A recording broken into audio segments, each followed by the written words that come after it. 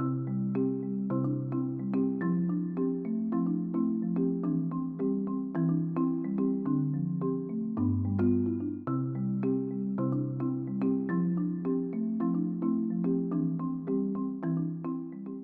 purpose of this session is to explain a little bit about the Water Climate Action Pathway, what it is, where it came from, what the Marrakech Partnership is behind that, and what the plan is up to COP26, which is still not fully clearly defined, but there is a trajectory. The Marrakech Partnership for Global Climate Action, or the MPGCA, not the easiest or most attractive acronyms, came out of COP22 in Marrakech. And yet it's got a legitimacy earlier than that in the pre-Paris period, so prior to COP21.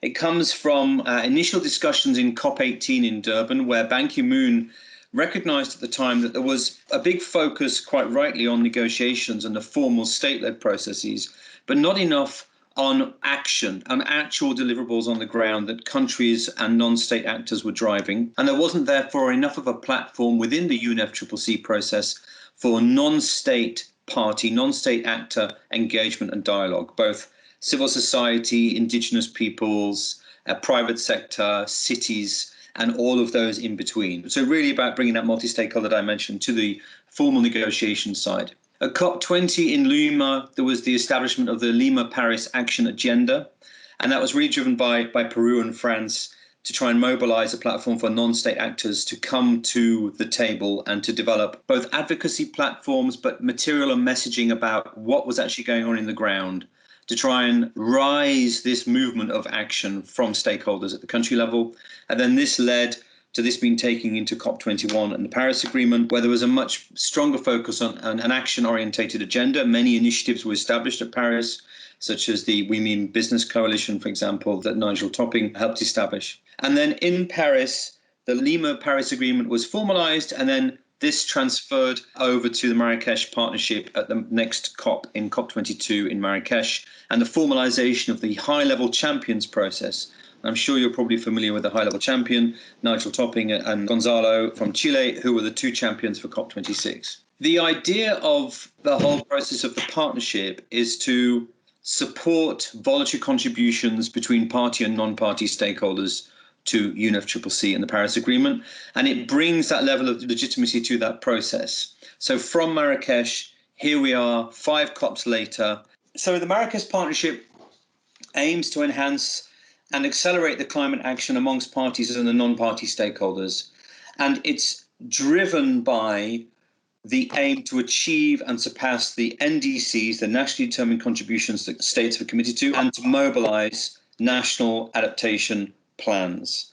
So it's very much about a level of inclusive engagement, and we'll come back to that because that remains a challenge. As you know, these are the two high-level champions, Nigel Topping and Gonzalo Munoz. Their role is to facilitate the process of engagement on the actions from the non-party process to the formalized negotiations that the states are driving, and to support the COP presidents. So in this particular case, supporting COP26 president, and the champions will shift over time. So Nigel will help hand over next year in the transition to COP27, and Gonzalo will stand back. And then the COP27 champion will work with Nigel to initiate COP27. So there is a continuous process within the Marrakech Partnership, which hands this baton over to mobilize and promote state action and non-state action in the negotiations.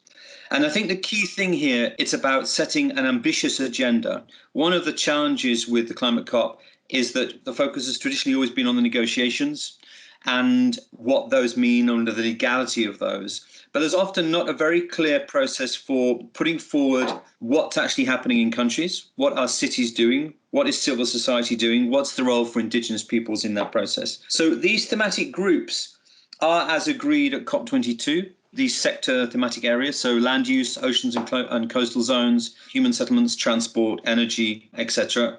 And they are the thematic topics of each of the Marrakech Partnership consultations, and they are carried over from year to year along each COP in line with the main focus of the climate negotiations, i.e. where people see there is the strongest options for mitigation and where there are the strongest options for adaptation. And you'll see that there is a theme on water. Now, this was a battle to get water into the Marrakech Partnership. And I think some of you, hopefully water people, may find that slightly surprising. But there are a few reasons for that. Way back in the days of Kyoto and before Paris, there was a push to avoid very sector-specific conversations. So water was never properly recognized as a key subject within adaptation and mitigation circles. And there was a push to try and avoid sectoral discussions, to avoid lobbying on particular topics to strengthen certain countries' positions within the negotiations. Now, there were question marks around that because forestry and land use and agriculture always had a position in UNFCCC negotiations. The Marrakech Partnership has a couple of main tasks throughout the year. One is to help convene and collaborate amongst different networks, sectors and stakeholders in the lead up to COP. So that includes in the mid-year discussions around climate change that take place in Bonn in May, June. It also includes discussions that happen around different water events, so World Water Week in Stockholm.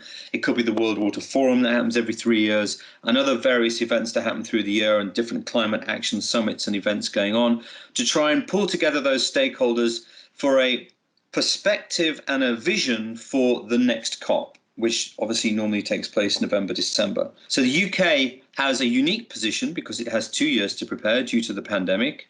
And that gives more time and more availability, but it also gives a certain level of ambition as well.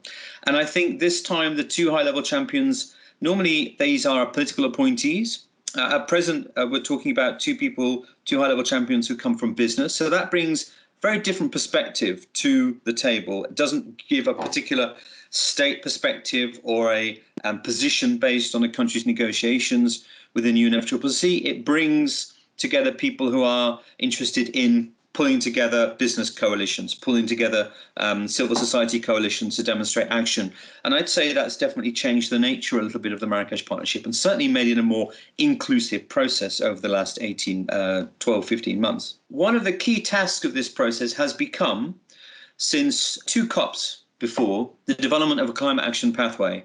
Now, as this is a voluntary process, this was never structured or organized the way that obviously we would all like it to be. It was a more ad hoc process, normally starting late in the day, and it was designed to try and provide streams for key issues that were important for each of the sectoral pathways. So in our case, what was really important for water that need to be put on the table and discussed at the climate COP, not within the negotiations, but around the negotiations in terms of bringing lessons to the table, key policy briefings, key papers, key meetings around topics that are really, really important in terms of demonstrating action.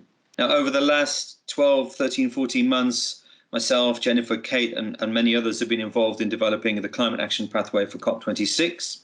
There is a draft of that available along with an executive summary, and we have a timeline of April to develop that further into a structured pathway to help guide actors to mobilize the Paris Agreement. So the idea of these pathways is that incorporate a sectoral focus. And for water, many of the challenges with it before is obviously water is not a sector so much, but it affects many sectors and many actions around climate change.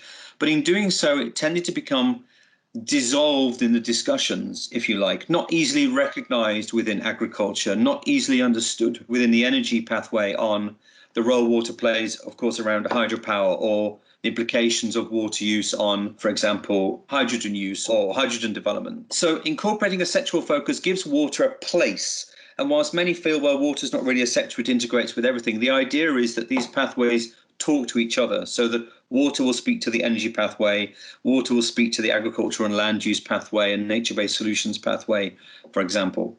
They're supposed to be user focused, so very action orientated on what will you do, what will you commit to as a coalition, as a group, as a network of businesses.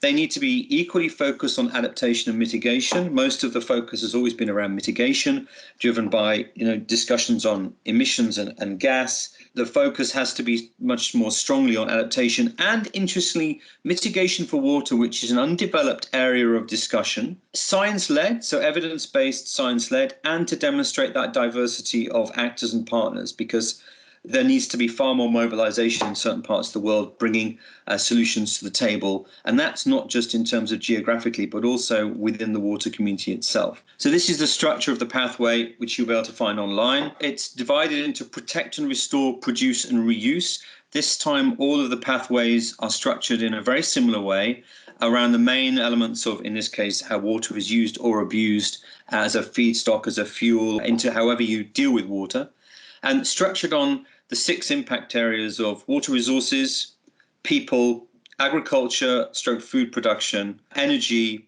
sustainable infrastructure and wastewater. And then along that, it explains what's in those impact areas and where we feel there are main levers of change within those impact areas that can really flip activities and actions to be much more focused on reducing emissions and adapting to the change that climate change is bringing.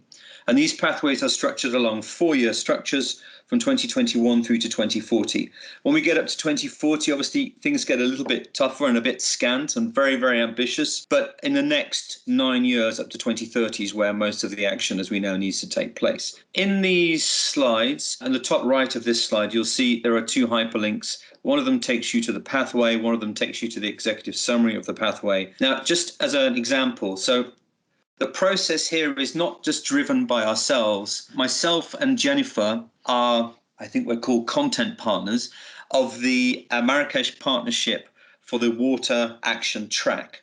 So our role is not to define what goes into the pathway, but is to help develop the rules of engagement for the pathway. What needs to be in there, what doesn't need to be in there, but with an open platform to ensure that all actors can offer their solutions and suggestions and their critique of the pathway so that we build something that's more robust, more actionable, and more justifiable to those who might question, is this climate ready? Is it focused on mitigation enough or adaptation enough, etc. That's not always an easy process, but just by way of example on protecting the global carbon megastores, some for 2025 looking at institutional protection, restoration of ecosystems that are storing carbon and providing water resources, looking at getting 5,000 companies to report their financial value at risk per river basin, so really taking that risk down to that sort of level of granularity and improving disclosure and accountability. And then by 2030, getting 100 governments to implement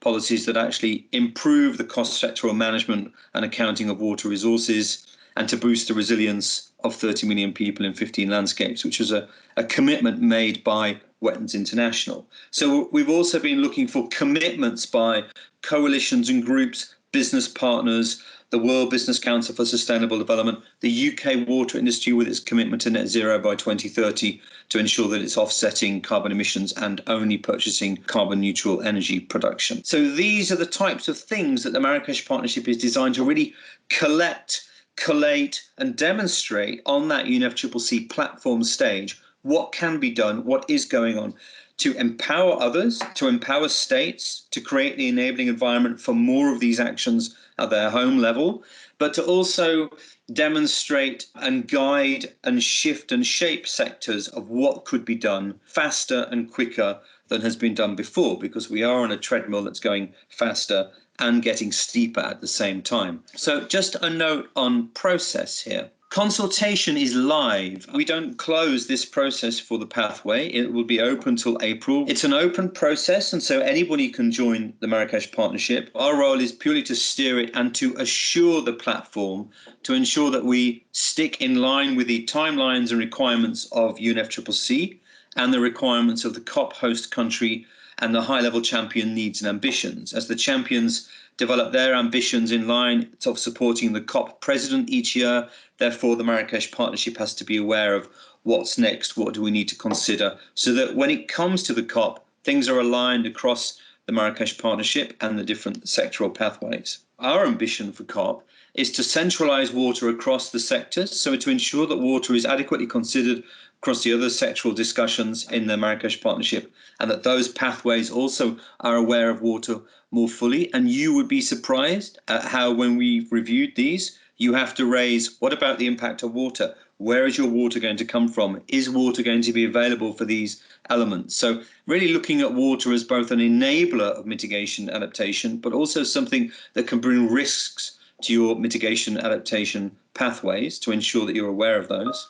and to improve the inclusivity and southern-based actors and networks within the Marrakech Partnership. This is a real challenge.